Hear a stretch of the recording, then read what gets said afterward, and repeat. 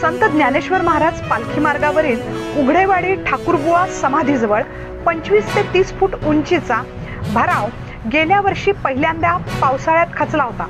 मात्र 1 वर्ष उलटून गेले तरी काम अजून अपूर्णच आहे.